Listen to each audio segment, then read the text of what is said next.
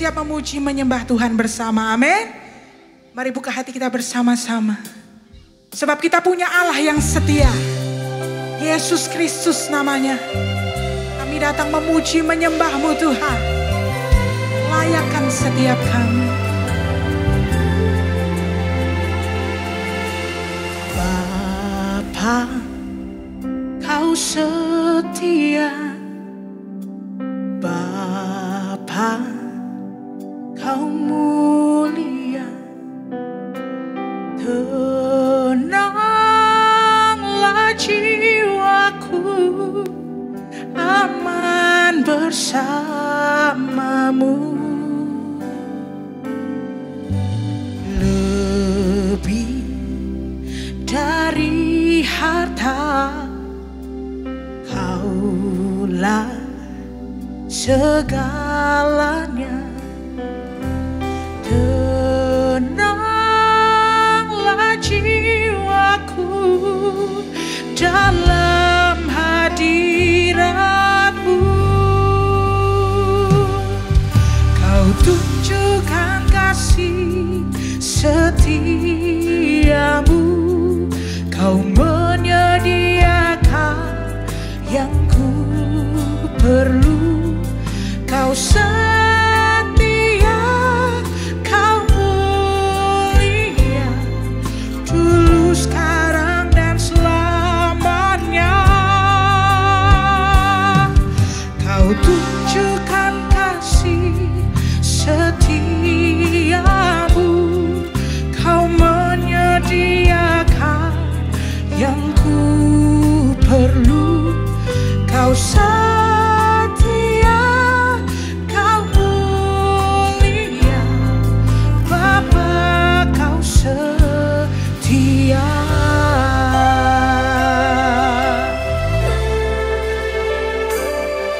Sebab Engkau setia Tuhan.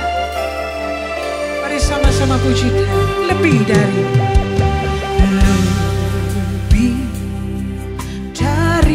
harta, Kaulah segala. Tenanglah, tenanglah jiwaku dalam hadirat-Mu.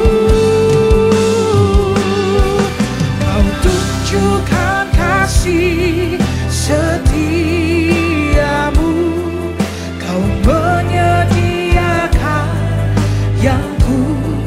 Katakan, Kau setia, Kau mulia, Kau mulia, dulu, sekarang, dan selamanya. Kau tunjukkan kasih setiamu. Kau menyediakan yang ku perlu. Kau setia, Kau mulia, Bapa, Kau setia. Sebab kesetiaan-Mu tetap untuk selama-lamanya, dan kasih setia-Mu tetap untuk turun-temurun. Sebab itu kami memuji nama-Mu Tuhan.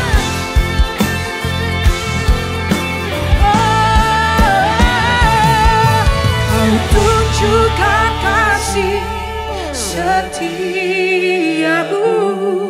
Kau menyediakan yang ku perlu. Kau setia, Kau mulia, dulu, sekarang, dan selamanya.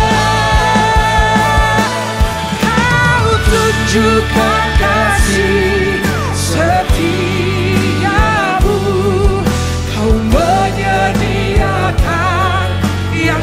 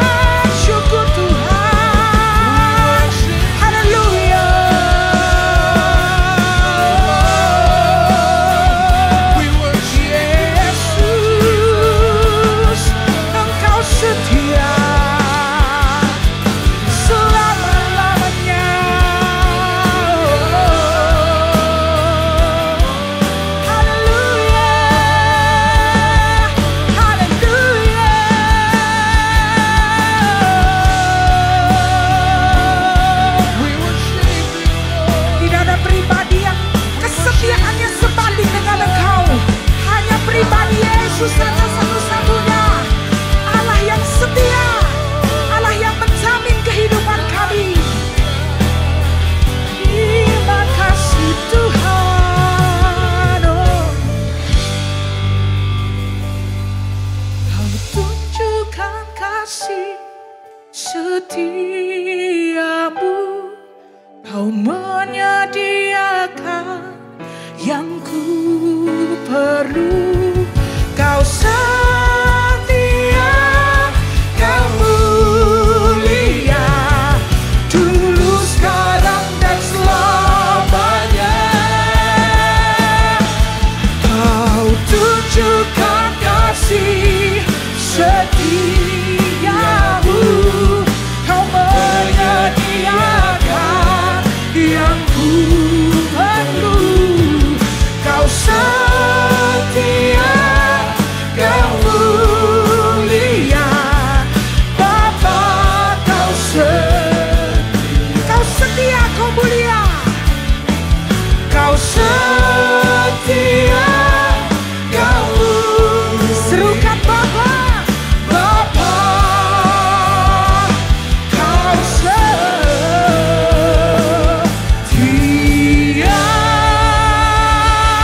Sorak-sorai yang meriah buat Tuhan kita, haleluya. Kesetiaan-Mu kekal untuk selama-lamanya. Kami ini bersuka cita bersama di dalam nama Tuhan Yesus. Haleluya. Amin. Semua masih siap memuji Tuhan, amin. Mari bersiap menerima lawatan Tuhan yang luar biasa dalam hidup kita. Come on.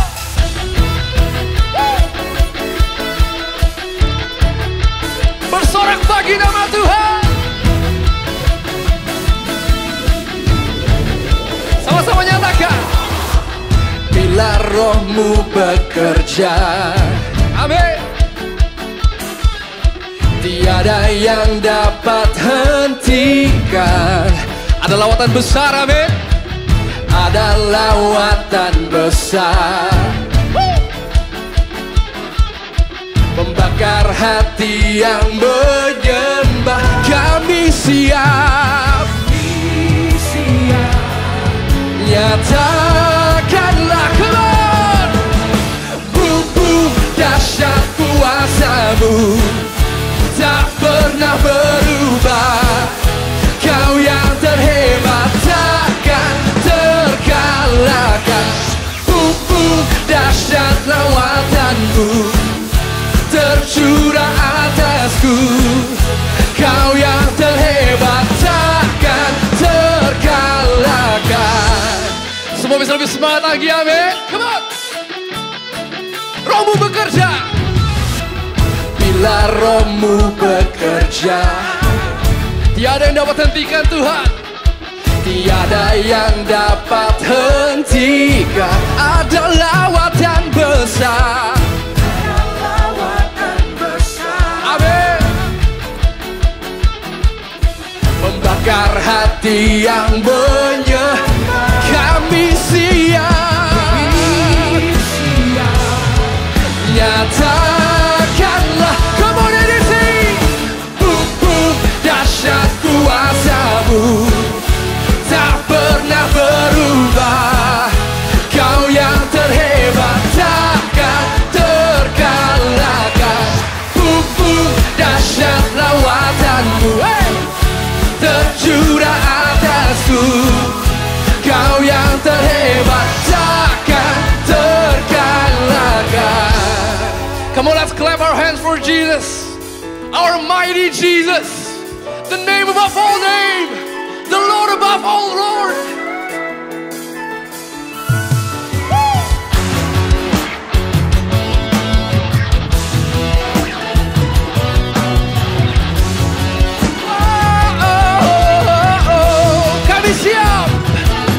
Kami siap, nyatakanlah. Kami siap, nyatakanlah.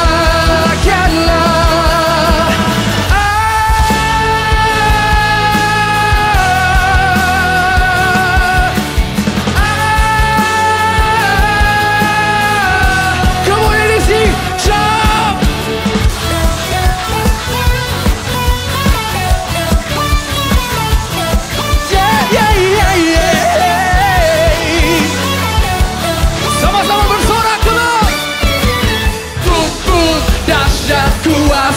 kekuatanmu tak pernah berubah. Kau yang terhebat takkan terkalahkan. Dahsyat lawatanmu tercurah atasku. Kau yang terhebat takkan terkalahkan. Come on, let's sing it again. Come on everybody. Dahsyat lawatanmu tercurah atasku. Kau yang terhebat takkan terkalahkan. Berikan suara-suara yang terbaik buat Tuhan.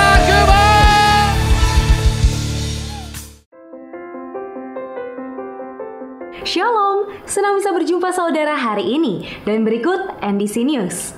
Ibadah Minggu 15 November kita akan diberkati dengan firman Tuhan yang akan disampaikan oleh Senior Pastor Josia Abdi Saputra. Diadakan secara online melalui YouTube channel NDC dan juga ndcministry.tv. Renungan Harian Revive tersedia di seluruh platform media sosial dan aplikasi NDC yang kini juga dilengkapi dengan Revive Talks bersama Pastor NDC setiap Selasa dan Kamis. Kids at Home setiap hari Minggu pukul 9 tersedia di YouTube channel NDC. Dampingilah putra-putri Anda dan bukalah parenting guide menggunakan aplikasi NDC. Ibadah online NDC Youth setiap Sabtu pukul 16 di YouTube channel NDC Youth. Subscribe dan tekan tanda bel untuk mendapatkan update konten menarik. Ibadah online NDC Women diadakan setiap Kamis pukul 10. Dapatkan link undangan ibadah melalui akun Instagram NDC Women di @ndcwomen.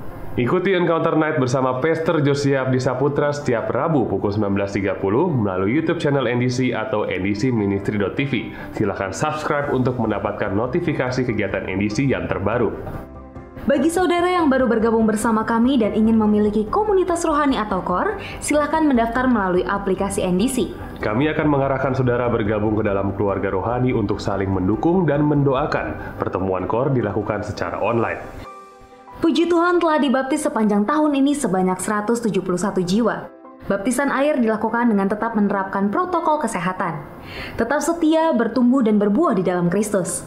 Segala kemuliaan tentunya hanya bagi nama Tuhan. Saudara dapat memberikan persepuluhan dan persembahan dengan cara transfer bank ke rekening BCA di 704 030 8282 atas nama Nafiri Allah atau melalui website dan aplikasi NDC Ministry di menu Giving. Dapat juga dengan melakukan scan kode QR yang tertera di layar menggunakan beberapa aplikasi berikut ini. Hotline doa melalui WhatsApp chat di nomor 08111889992 tetap terbuka bagi saudara yang ingin didoakan. Ada pendoa NDC yang siap berdoa bersama saudara. Sekian NDC News hari ini. Happy Sunday! Kami mau bersyukur Tuhan, karena kami percaya ada mujizat dalam bersyukur. Haleluya.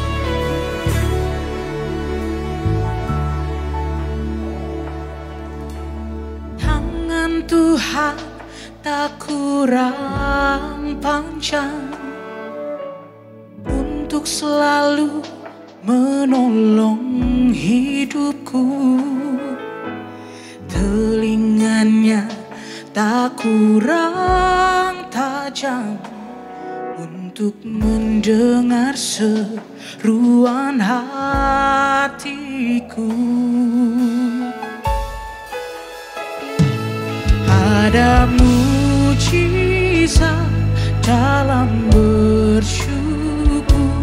Engkau tempat perlindunganku Tuhan. Imanku tetap teguh dalam-Mu. Ku menang bersama-Mu.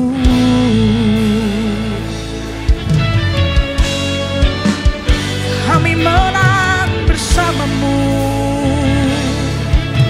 Mari sama-sama pujikan. Tangan Tuhan tak kurang panjang untuk selalu menolong hidup telinganya, tak kurang tajam untuk mendengar seruan hatiku.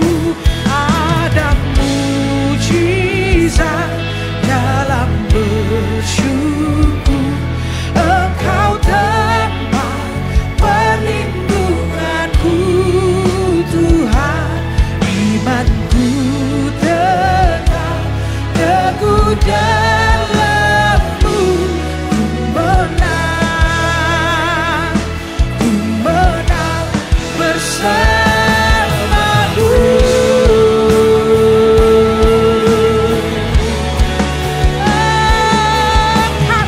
Mari nyatakan kebesaran Tuhan dalam hidup kita. Allah yang begitu baik, Allah yang begitu dahsyat.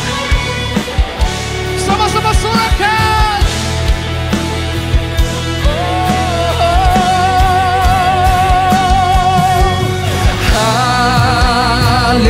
Haleluya,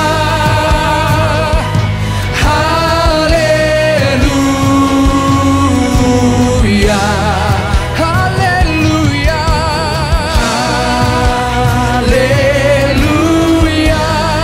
haleluya,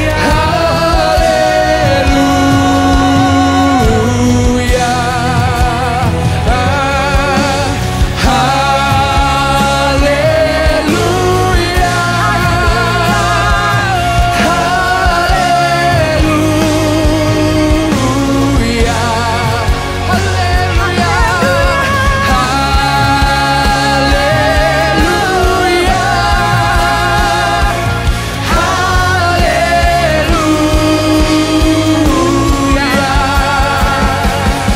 Ada mujizat dalam bersyukur, Engkau tempat perlindunganku Tuhan. Imanku tetap teguh dalam-Mu, ku menang. Ada mujizat dalam bersyukur, Engkau tempat perlindunganku Tuhan. Imanku tetap teguh dalam-Mu, ku menang, ku menang. Kami menang bersama-Mu Yesus. Katakan, ku menang bersama-Mu. Haleluya.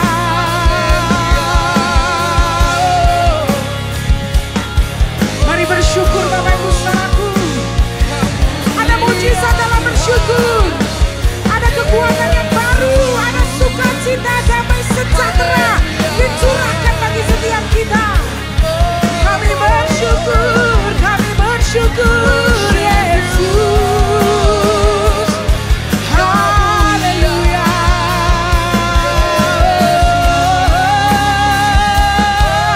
Kami mengandalkan Engkau, Allah yang sanggup, Allah yang ajaib, Yesus Kristus. Sebab Engkau mulia dan layak dipuji, yang duduk di tahta, dan Kau akan memerintah selamanya atas semua yang di bumi. Sebab Engkau mulia dan layak dipuji, yang duduk di tahta, dan Kau akan memerintah selamanya atas semua semua yang di bumi. Atas semua yang di bumi. Atas semua yang di bumi. Atas semua yang di bumi. Atas semua yang di bumi.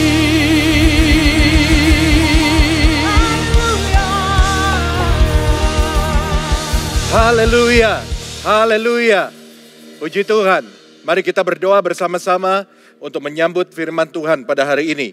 Bapa Surgawi, Engkau Allah yang mulia, Engkau luar biasa. Engkau layak mendapatkan pujian dan pengagungan tertinggi dari umat-Mu. Sebab tidak ada Allah yang seperti Engkau. Engkau mengagumkan Tuhan. Dan tidak ada yang mustahil bagi Tuhan. Kami bersyukur pada hari ini kami sekali lagi boleh diberkati lewat puji-pujian. Kami boleh beribadah. Dan kami juga boleh mendengar firman Tuhan yang sebentar akan hamba-Mu sampaikan. Kami membuka hati kami menyiapkan segala sesuatunya untuk Kau taburi dengan benih firman Tuhan. Urapi hamba-Mu Tuhan, dan pakai hamba-Mu untuk menyampaikan apa yang menjadi isi hati-Mu bagi kami semua yang mendengarkannya pada hari ini. Kami percaya firman Tuhan berkuasa untuk merubah kehidupan kami dan menerangi jalan kami. Kami siap untuk mendengar firman-Mu. Di dalam nama Yesus kami berdoa. Dan kita yang siap mendengar firman Tuhan katakan sama-sama. Amin. Amin. Haleluya. Selamat hari Minggu buat Bapak Ibu Saudara yang ada di rumah atau mungkin sedang berada di tempat lain. Kita bersyukur karena pada hari ini kita bisa mengikuti ibadah online. Dan kita diberikan kesempatan untuk menerima kekuatan yang baru dari Tuhan. Nah, sepanjang bulan ini kita memiliki satu tema yang namanya Glorious Encounter. Perjumpaan-perjumpaan yang membuat hidup kita menjadi luar biasa. Dan pada hari ini saya ingin menyampaikan satu subtema yang saya beri judul If Only I Touch. Asal ku jamah saja. Dan mungkin saudara sudah bisa menebak kira-kira perikop apa yang akan kita bicarakan pada hari Minggu ini. Saya mengajak kita melihat di dalam Markus pasal yang ke-5 ayat yang ke-25 sampai ayat yang ke-34. Injil Markus pasal yang ke-5 ayat 25 sampai ayat yang ke-34 saya akan bacakan untuk saudara secara cepat. Adalah di situ seorang perempuan yang sudah 12 tahun lamanya menderita pendarahan. Ia telah berulang-ulang diobati oleh berbagai tabib, sehingga telah dihabiskannya semua yang ada padanya, namun sama sekali tidak ada faedahnya. Malah sebaliknya keadaannya makin memburuk. Dia sudah mendengar berita-berita tentang Yesus, maka di tengah-tengah orang banyak itu, ia mendekati Yesus dari belakang dan menjamah jubahnya. Sebab katanya, asal ku jamah saja jubahnya, aku akan sembuh. Seketika itu juga berhentilah pendarahannya. Dan ia merasa bahwa badannya sudah sembuh dari penyakitnya. Pada ketika itu juga Yesus mengetahui bahwa ada tenaga yang keluar dari dirinya. Lalu ia berpaling di tengah orang banyak itu dan bertanya, siapa yang menjamah jubahku? Murid-muridnya menjawab, engkau melihat bagaimana orang-orang ini berdesak-desakan dekatmu. Dan engkau bertanya, siapa yang menjamah aku? Lalu ia memandang sekelilingnya untuk melihat siapa yang telah melakukan hal itu. Perempuan itu yang menjadi takut dan gemetar melihat ketika mengetahui apa yang telah terjadi atas dirinya, tampil dan tersungkur di depan Yesus dan dengan tulus memberitahukan segala sesuatu kepadanya. Maka katanya kepada perempuan itu, hai anakku, imanmu telah menyelamatkan engkau. Pergilah dengan selamat dan sembuhlah dari penyakitmu. Saudara-saudara yang dikasihi Tuhan, sebelum Yesus bertemu dengan wanita pendarahan ini, Yesus baru kembali dari satu tempat yang namanya Gerasa. Dan ada peristiwa besar yang terjadi di Gerasa. Karena di tempat itu Yesus menyembuhkan seorang yang kerasukan setan dan mengusir setan-setan itu keluar. Tetapi aneh sekali saudara. Masyarakat di tempat itu yang melihat mujizat yang Yesus lakukan, mereka menjadi takut. Dan mereka kemudian meminta Yesus untuk pergi dari tempat itu. Dan akhirnya Yesus kembali ke Kapernaum. Dan disinilah kisah ini dimulai. Perikop yang kita baru baca tadi. Yesus bertemu dengan wanita pendarahan. Yesus melihat sesuatu yang luar biasa dari wanita pendarahan ini. Dan kita tahu pada akhirnya wanita pendarahan ini mengalami perubahan. Wanita pendarahan ini mengalami kesembuhan dari penyakitnya. Saudara-saudara yang dikasihi Tuhan, Mari kita pada hari ini kita akan melihat apa yang terjadi, apa yang membuat wanita ini berhasil bertemu dengan Yesus. Sehingga ia mengalami hal-hal yang luar biasa dalam hidupnya karena perjumpaan dengan Yesus. Apa yang membuat wanita ini bisa berhasil berjumpa dengan Yesus, bertemu dengan Yesus. Sehingga dia mengalami hal-hal yang luar biasa dalam hidupnya. Ketika dia mengalami perjumpaan dengan Yesus. Hari ini saya mau katakan dimanapun Anda berada. Apapun yang menjadi kondisi saudara pada hari ini. Engkau harus berjumpa dengan Yesus. Supaya engkau mengalami hal-hal yang luar biasa dalam hidupmu. Yesus sanggup untuk menolong engkau. Yesus sanggup untuk merubah hidupmu. Tidak ada yang terlalu sukar buat Tuhan. Untuk Tuhan menyembuhkan penyakit saudara. Tidak ada yang terlalu sukar untuk Tuhan. Untuk membuka jalan bagi hidup saudara. Hari ini dengar firman Tuhan dan percaya kepada firman Tuhan. Mari kita melihat sama-sama. Hal yang pertama. Latar belakang wanita ini tidak menghalangi dia untuk mencari Tuhan. Apa yang membuat wanita ini bisa bertemu dengan Yesus? Di tengah-tengah kerumunan orang banyak. Di tengah-tengah orang-orang yang berbondong-bondong, berdesak-desakan mengikut Yesus. Mereka ingin menjamah Yesus. Hal yang pertama yang kita bisa pelajari dari wanita ini adalah bahwa latar belakang wanita ini tidak menjadi penghalang buat dia untuk mencari Tuhan. Kita tahu bahwa wanita ini memiliki sesuatu beban yang berat di dalam hidupnya. Wanita ini adalah wanita yang punya penyakit pendarahan dan Alkitab berkata bahwa penyakit pendarahan ini sudah dideritanya selama 12 tahun. Lalu apa Pak hubungannya? Kenapa penyakit ini menjadi penghalang bagi dia? Saudara-saudara yang dikasihi Tuhan, wanita yang mengalami pendarahan pada waktu itu, menurut hukum yang ada pada waktu itu, maka wanita ini dianggap najis, saudara. Menurut peraturan pada waktu itu. Dan wanita yang mengalami pendarahan, wanita yang mengalami menstruasi atau pendarahan, karena di situ dikatakan, saudara bisa membaca itu di dalam Imamat pasal 15 ayat 19 sampai ayat 27.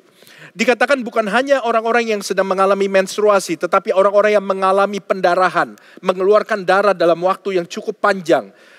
Menurut peraturan pada waktu itu, orang-orang dalam kondisi seperti ini dianggap najis. Dan mereka tidak boleh keluar. Mereka harus mengurung dirinya. Mereka tidak boleh bersosialisasi di tengah-tengah masyarakat. Mereka tidak boleh berkumpul seperti orang-orang yang normal. Saudara-saudara yang dikasihi Tuhan, dan inilah yang menjadi penghalang bagi wanita ini. Dia punya latar belakang yang kurang baik. Dia adalah orang yang menyadari bahwa dirinya najis dan tidak boleh berada di tengah-tengah kumpulan orang banyak. Tidak bisa bersosialisasi. Dia menyadari bahwa latar belakangnya tidak memungkinkan untuk dia bertemu dengan Yesus. Bahkan seorang hamba Tuhan yang namanya William Hendrickson mengatakan bahwa berdasarkan peraturan di atas, maka perempuan ini harus dianggap sebagai najis. Dan siapapun yang menyentuh dia menjadi najis. Dan mungkin itu alasannya mengapa ia tidak menyentuh Yesus, namun hanya menyentuh jubah-jubahnya. Saudara-saudara yang dikasihi Tuhan, seringkali ini yang menjadi penghalang bagi kita untuk kita tidak bisa bertemu dengan Yesus. Kita tahu bahwa diri kita kotor. Kita dibelenggu oleh latar belakang kita. Apalagi orang-orang yang punya latar belakang yang kelam. Apalagi orang-orang yang mungkin sedang berada di dalam kekelaman. Orang-orang yang sedang berada di dalam lembah di kehidupannya. Saudara sedang mengalami seperti yang wanita pendarahan ini alami. Bahwa pada waktu dia mau ketemu Yesus, dia dalam keadaan najis. Dan seringkali saudara, kita merasa bahwa diri kita tidak layak untuk ketemu Yesus. Kita gak mau diajak sama teman kita, ayo ke gereja, datang pada doa, aduh gua gak layak, aduh saya tidak layak. Yesus mana mau terima saya, aduh saya ini orang yang kotor. Kamu gak tahu sih gelapnya hidup saya. Dan kita tenggelam di dalam kekelaman latar belakang kita. Dan kita merasa bahwa Yesus tidak mau menerima kita. Dan momen ini biasanya dipakai oleh iblis, dimanfaatkan oleh setan untuk membuat kita semakin terpuruk. Sehingga iblis mau memastikan bahwa Anda tidak akan pernah datang kepada Yesus. Sebab iblis tahu bahwa ketika Anda berjumpa dengan Yesus, perjumpaan dengan Yesus akan merubah hidup saudara. Dan iblis tidak mau itu terjadi. Dan kalau kita melihat saudara, di dalam Yohanes pasal yang keempat pun kita bisa melihat sebuah kisah tentang wanita Samaria yang juga punya latar belakang yang kelam. Sehingga kalau saudara membaca kisah itu, wanita Samaria ini tidak mengambil air di sumur pada jam-jam yang umumnya orang mengambil air. Biasanya wanita-wanita mengambil air di sumur itu pagi-pagi, saudara. Tapi kalau saudara baca di dalam Yohanes pasal yang keempat, wanita ini datang ke sumur untuk mengambil air itu jam 12 siang. Mengapa? Karena dia punya latar belakang yang tidak baik. Karena wanita ini dikenal sebagai wanita penggoda. Wanita ini dikenal sebagai wanita yang suka gonta-ganti suami, saudara. Tetapi pada satu hari ketika dia mengambil air di tengah siang hari bolong jam 12, dia berpikir tidak ada orang di sana seperti biasanya. Karena dia malu untuk bertemu dengan wanita-wanita yang lain karena latar belakangnya. Ternyata di situ ada Yesus. Dan tahukah saudara, perjumpaan dengan Yesus merubah hidup wanita ini. Latar belakangnya jelek, tapi lewat perjumpaan dengan Yesus, hidup wanita ini berubah. Saudara-saudara yang dikasihi Tuhan, saya mau katakan kepada saudara, apapun latar belakang hidup saudara, yang mungkin sudah saudara tinggalkan, tetapi saudara merasa tertuduh dengan latar belakang itu.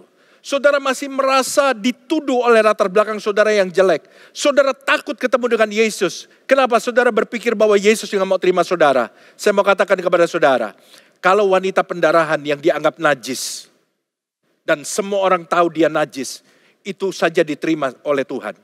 Kalau perempuan Samaria yang reputasinya buruk, suka gonta-ganti pasangan, bahkan Tuhan bilang apa? Engkau sudah punya 5 suami dan yang sekarang pun bukan suamimu. Itu pun Tuhan terima. Saya mau katakan pada hari ini, apapun latar belakang saudara, mungkin itu masa lalu yang sudah saudara tinggalkan. Atau mungkin yang sedang saudara alami hari ini. Mungkin kau baru saja berbuat dosa. Mungkin kau merasa bersalah akan sesuatu. Mungkin kau sekarang sedang mengalami sesuatu yang membuat kau minder ketemu dengan Tuhan. Tapi dengar saya, apapun latar belakang saudara, kalau kau mau datang kepada Yesus, perjumpaan dengan Yesus itu akan merubah hidup saudara. Ketika engkau mau datang kepada Yesus, yang engkau temukan bukanlah penolakan. Tapi ketika engkau mau datang kepada Yesus, engkau mencari Tuhan, engkau mau datang sungguh-sungguh sama Tuhan hari ini, Yesus akan menerima saudara. Dan dia tidak akan melihat kepada latar belakang saudara. Dia menerima saudara dengan tangan yang terbuka. Jadi ini yang kita pelajari dari wanita pendarahan ini, saudara. Satu hal yang baik yang kita lihat sehingga wanita pendarahan ini berhasil bertemu dengan Yesus adalah bahwa latar belakangnya tidak menjadi penghalang buat dia untuk dia bertemu dengan Tuhan. Yang kedua, saudara, apa yang kita bisa lihat dari wanita pendarahan ini sehingga membuat wanita ini berhasil ketemu dengan Yesus? Yang kedua, ketekunan dan keberanian wanita ini menyingkirkan segala penghalang. Ketekunan dan keberanian wanita ini menyingkirkan segala penghalang. Di dalam ayat yang ke-27 sampai 28, Markus pasal yang ke-5. Dia sudah mendengar berita-berita tentang Yesus. Perhatikan, maka di tengah-tengah orang banyak itu, ia mendekati Yesus dari belakang dan menjamah jubahnya. Sebab katanya, asal ku jamah saja jubahnya, aku akan sembuh. If only I touch his clothes, I will be healed. Asal ku jamah saja jubahnya, aku akan sembuh. Saudara-saudara yang dikasihi Tuhan, wanita ini punya banyak penghalang yang saya rasa dia pertimbangkan. Sebelum dia memutuskan pada akhirnya dia akan tetap mendekati Yesus untuk bertemu dengan Yesus. Apa saja penghalangnya? Tadi saya sudah sebutkan di poin yang pertama, bahwa orang yang mengalami pendarahan, wanita yang mengalami menstruasi, dan wanita ini dalam keadaan pendarahan, itu dianggap najis.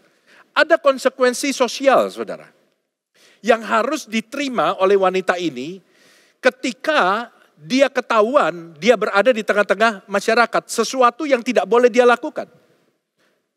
Kalau orang tahu bahwa wanita yang najis ini, orang yang statusnya najis ini, itu ada di tengah-tengah masyarakat, seharusnya dia tidak boleh berada di sana, maka dia akan menerima konsekuensi. Dia akan menerima hukuman. Berarti ada resiko besar bagi wanita ini. Dan hal itu menjadi penghalang bagi dia sebetulnya. Bisa menjadi penghalang untuk dia mengurungkan niatnya. Karena konsekuensinya cukup besar. seorang yang najis, seorang yang dianggap sampah, seorang yang tidak boleh berkumpul dengan masyarakat. Tetapi dia punya niat untuk ketemu Yesus, pasti dia berpikir. Dia berpikir dan menimbang masak-masak sebelum dia memutuskan pada akhirnya dia bertemu dengan Yesus. Tetapi wanita ini punya keberanian, saudara. Dia berani mengambil resiko demi dia bisa mengalami perjumpaan dengan Yesus. Dan keberanian itu menyingkirkan segala penghalang, menyingkirkan segala ketakutannya. Dan penghalang yang lain adalah kondisi fisiknya, saudara. Gak mudah. Secara fisik gak mudah bagi wanita ini bisa bertemu dengan Yesus. Karena di dalam ayat tadi, ayat yang 27 kita bisa melihat bahwa Yesus itu dikerumunin oleh orang banyak. Di mana Yesus ada, ketika Yesus sampai ke satu kota, ke satu daerah, ada banyak orang menantikan dia. Pada waktu Yesus nyebrang ke Kapernaum, maka dikatakan ada banyak orang menantikan dia. Jadi wanita ini menghadapi satu penghalang yang lain, karena dia harus berhadapan dengan orang banyak. Dan untuk mencapai ke tempat Yesus di tengah-tengah orang banyak itu, dia harus menerobos kerumunan orang banyak itu. Secara fisik bukan sesuatu yang mudah. Tubuhnya lemah karena penyakitnya. Dan penyakitnya Alkitab bilang di dalam ayat 26. Dia sudah berobat ke berbagai dokter. Sudah dihabiskan semua uangnya. Tapi penyakitnya tidak sembuh. Malah Alkitab berkata penyakitnya semakin memburuk. Dan kemudian dengan tubuh yang lemah itu dia harus menembus kerumunan orang banyak untuk berada di dekat Yesus. Tetapi wanita ini punya keberanian, wanita ini punya ketekunan. Dia tahu bahwa tidak mudah untuk menembus kerumunan itu. Saya membayangkan dengan tubuhnya yang lemah, dia mungkin berjalan pelan-pelan. Saya tidak tahu apakah dia berjalan dengan terseok-seok atau bagaimana, tetapi yang pasti tubuhnya lemah. Karena pendarahannya keluar terus selama 12 tahun. Tetapi kita tahu pada akhirnya dia bertemu dengan Yesus. Apa yang bisa kita pelajari? Wanita ini punya ketekunan yang luar biasa. Dan keberanian untuk mengambil resiko. Demi dia bisa berjumpa dengan Yesus. Bagaimana dengan kita, saudara? Seringkali kita tidak mengalami satu perubahan yang luar biasa dalam hidup kita.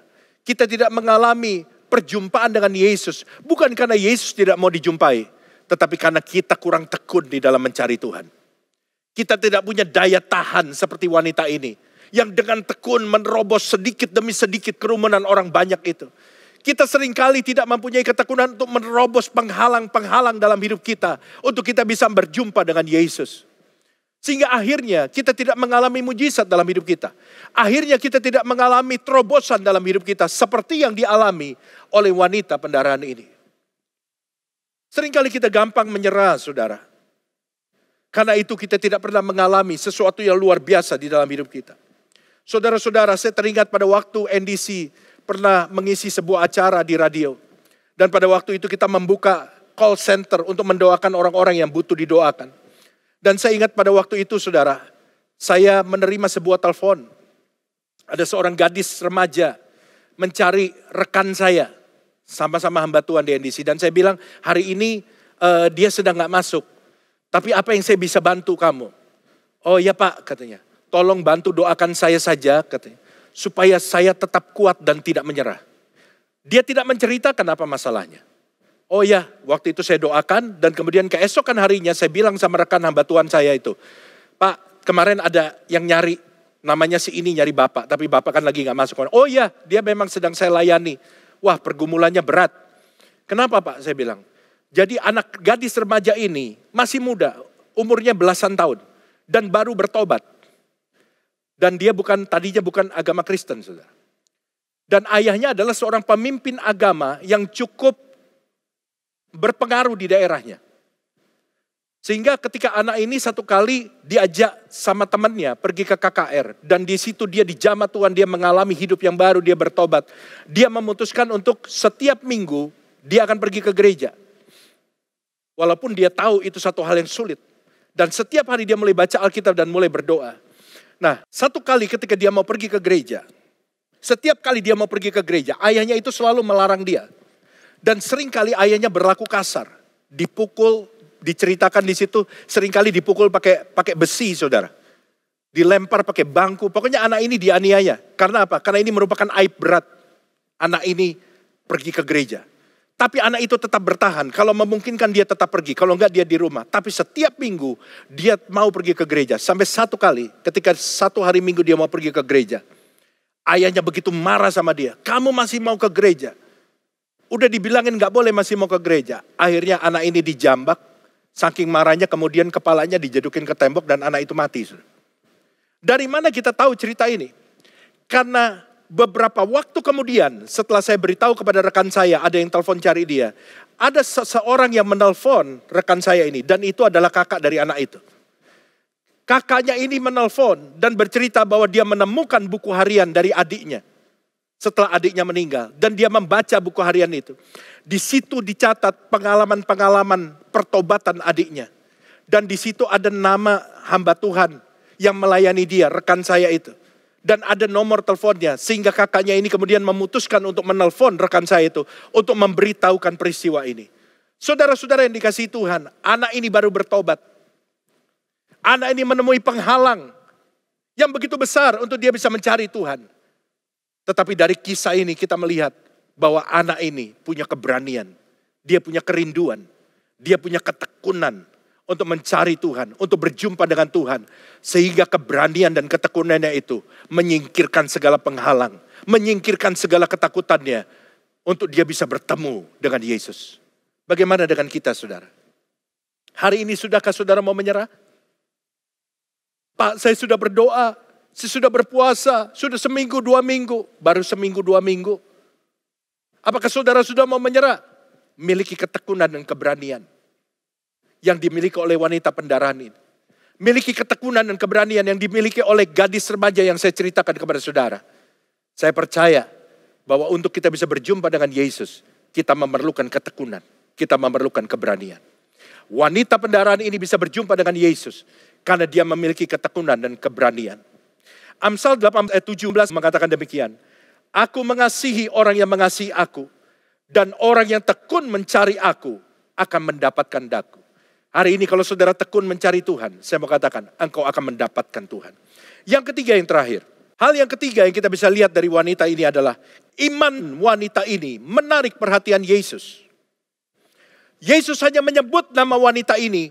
Di tengah-tengah begitu banyak orang yang mau menjamah dia. Yang berdesak-desakan di samping dia. Tapi Yesus hanya menyebut satu nama.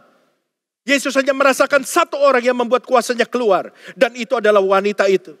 Markus 5 ayat 27 berkata. Kenapa wanita ini punya iman. Dan percaya bahwa Yesus bisa menyembuhkan. Ayat 27 berkata bahwa dia sudah mendengar berita tentang Yesus. Dia sudah mendengar berita tentang Yesus sebelumnya. Iman timbul dari pendengaran firman Tuhan. Tidak heran kalau kita tidak memiliki iman. Bahwa Yesus bisa menyembuhkan karena kita jarang dengar firman Tuhan. Hari ini saya ingin katakan kepada saudara. Bertekunlah di dalam membaca firman Tuhan. Biar imanmu bertumbuh. Biar imanmu bertumbuh. Ibrani 11 ayat 6a berkata. Tanpa iman tidak mungkin orang berkenan kepada Allah. Kita berkenan kepada Allah bukan karena kebaikan yang kita buat. Kita berkenan kepada Allah bukan karena pelayanan kita. Tetapi kita berkenan kepada Allah karena iman. Dan saya ingin katakan kepada saudara. Kuasa Yesus mengalir dalam hidup saudara. Bukan karena melihat kebutuhan saudara. Tapi kuasa Yesus mengalir dalam hidup saudara. Karena melihat iman saudara.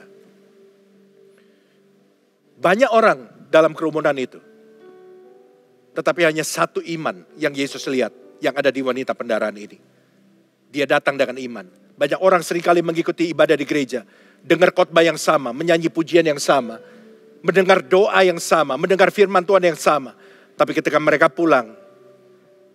Jamahan Tuhan dalam hidup mereka berbeda. Kenapa? Karena ada orang-orang yang datang ke gereja. Hanya sebagai rutinitas. Ada orang-orang datang ke gereja hanya sebagai pengisi waktu. Ada orang-orang yang datang ke gereja. Karena punya motivasi yang lain. Tetapi ada juga orang-orang yang datang ke gereja karena mereka beriman. Mereka percaya bahwa setiap firman berkuasa berubah hidupnya. Orang-orang seperti inilah yang akan dirubah oleh Tuhan. Orang-orang seperti inilah yang akan mengalami zaman Tuhan dalam hidupnya. Hari ini saudara yang dikasihi Tuhan. Milikilah iman seperti wanita pendarahan ini. Cari Tuhan dengan sungguh-sungguh. Percaya. Setiap kali saudara mendengar firman Tuhan. Setiap kali saudara beribadah. Percayalah bahwa firman itu berkuasa untuk merubah hidupmu. Hari ini saya ingin berdoa untuk setiap saudara. Buka hati saudara. Percaya, datang dengan iman, berdoa dengan iman. Miliki ketekunan dan keberanian. Kalau hari ini saudara mau menyerah, jangan menyerah. Lanjutkan perjalananmu seperti wanita pendaraan ini. Jangan berhenti. Jangan merasa tertuduh dengan latar belakangmu. Jangan terintimidasi oleh perkataan iblis bahwa engkau tidak layak. Tidak ada seorang pun yang layak. Kita dilayakkan bukan karena perbuatan kita, tapi karena iman kita kepada Kristus. Darah anak domba melayakkan kita. Mari kita berdoa. Bapa Surgawi, hamba-Mu berdoa untuk setiap kami yang sudah mendengarkan firman Tuhan pada hari ini. Apapun keadaan mereka saat ini Tuhan, hamba-Mu berdoa dalam nama Yesus. Biar iman mereka dibangkitkan hari ini. Kalau mereka punya latar belakang yang kelam dan latar belakang itu menuduh mereka, hari ini aku berdoa dalam nama Yesus. Biar segala intimidasi iblis itu dipatahkan hari ini. Sehingga anak-anak-Mu memiliki keberanian. Hari ini mereka memutuskan aku akan mencari Tuhan. Dan aku akan menyingkirkan segala penghalang yang membuat aku tidak bisa mencari Tuhan. Aku berdoa Tuhan dimanapun kami berada saat ini, jamahan-Mu terjadi saat ini. Dalam nama Yesus, dalam nama Yesus. Terima jamahan Tuhan pada hari ini. Terima urapan Tuhan pada hari ini. Dan di dalam nama Yesus kami berdoa. Haleluya. Dan kita semua yang percaya berkata, amin. Selamat hari Minggu, Tuhan memberkati. Saya percaya semua saudara diberkati Tuhan melalui firman Tuhan yang kita dengar hari ini, saudara. Terima kasih kepada Pastor Jeffrey Rama yang sudah jadi berkat buat kita sekalian. Dan saya percaya ibadah ini istimewa karena Tuhan hadir di rumah saudara masing-masing. Dan Dia sudah melawat dan menjamah hidup saudara. Mari kita akan berdoa dan kita akan akhiri ibadah ini. Tuhan Yesus, kami datang kepadamu Tuhan, kami bersyukur karena Tuhan baik dan sudah melakukan perkara-perkara yang baik dalam hidup kami. Dan kami berdoa untuk setiap orang yang mengikuti ibadah ini Tuhan. Engkau tahu apa yang menjadi pergumulan, kebutuhan dalam hidup mereka. Aku berdoa Tuhan, biar setiap orang mengalami perjumpaan yang pribadi dengan Yesus. Tuhan, apapun kondisi mereka, sama seperti wanita yang mengalami pendarahan ini Tuhan. Ketika dia berjumpa dengan Yesus, hidupnya diubahkan. Dan kami percaya juga setiap kami Tuhan yang mengalami lawatan Tuhan, perjumpaan pribadi dengan Engkau Yesus. Kami akan melihat mujizat, kuasa Tuhan dan pertolongan Tuhan di tengah segala pergumulan, masalah, kesulitan, bahkan sakit penyakit kami Tuhan. Engkau melawat setiap umat-Mu Tuhan. Terima kasih Bapa, kami berdoa bagi bangsa dan negara kami Indonesia. Engkau Tuhan melawat bangsa kami Tuhan, supaya bangsa kami segera keluar dari krisis COVID ini. Kami percaya bahwa kami berharap yang terbaik akan terjadi Tuhan di bulan-bulan ke depan, dalam minggu-minggu ke depan Tuhan. Kami berdoa Tuhan untuk pemerintahan kami, Presiden Jokowi dan seluruh jajaran menteri, para wakil kami Tuhan di DPR, MPR Tuhan. Kami berdoa supaya Tuhan ada ketenangan, ada damai sejahtera di atas bangsa kami Tuhan. Sehingga Tuhan kami akan melihat bangsa kami keluar dari krisis. Dan kami akan melihat pertolongan Tuhan. Terima kasih Bapa. Dan akhirnya saudara yang kekasih dalam Tuhan Yesus, arahkan hatimu. Terimalah segala berkat, damai sejahtera anugerah dari Allah Bapa yang di sorga. Cinta kasih sayang di dalam Yesus. Persekutuan di dalam Roh Kudus menyertai kehidupanmu mulai dari sekarang sampai selama-lamanya. Bersama-sama mari kita katakan, amin. Hidupku menggenapi firman-Mu, tanda mujizat sertai tiap langkahku. Kau bersamaku di dalamku, jadi bukti kebesaran-Mu. Jadi bukti kebesaran-Mu. Jadi bukti kebesaran-Mu. Jadi bukti kebesaran-Mu.